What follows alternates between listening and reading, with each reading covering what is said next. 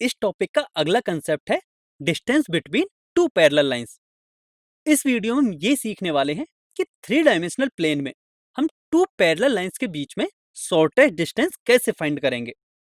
माना यह coordinate system है एंड माना लाइन L1 है जो कि है vector R is equal to A1 vector plus lambda into Q vector and line L2 है कि vector R is equal to A2 vector plus mu into Q vector and ये कुछ इस प्रकार से हैं।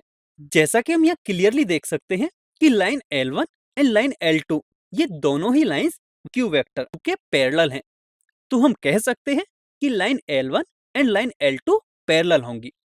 अब माना लाइन L1 पर यह पॉइंट है S जिसका कि पोजीशन वेक्टर है A1 vector and line L2 पर यह पॉइंट है T जिसका पोजीशन वेक्टर है A2 वेक्टर। अब इन दोनों पॉइंट्स को ज्वाइन करने पर एक वेक्टर मिलता है जो कि है ST वेक्टर। अब इन दोनों लाइंस के बीच की शॉर्टेस्ट डिस्टेंस की बात करें तो यदि line L1 and L2 coplanar हैं तब लाइन L2 के पॉइंट T से लाइन L1 पर डाले गए परपेंडिकुलर का फुट P है, तब शॉर्टेस्ट डिस्टेंस होगी TP एंड माना यह है D, तब हम D को लिख सकते हैं मैग्नीट्यूड ऑफ वेक्टर PT। अब vector ST and vector Q के बीच के एंगल को फाइंड करने के लिए हम ST को आगे बढ़ाते हैं एंड माना इन दोनों के बीच में एंगल है थीटा, तब यह एंगल भी थीटा होगा। अब Q vector and ST vector के क्रॉस प्रोडक्ट की बात करें तो इसे हम कुछ इस तरह से लिख सकते हैं, जहां n कैप दोनों लाइंस L1 एंड L2 रखने वाले प्लेन के परपेंडिकुलर यूनिट वेक्टर है।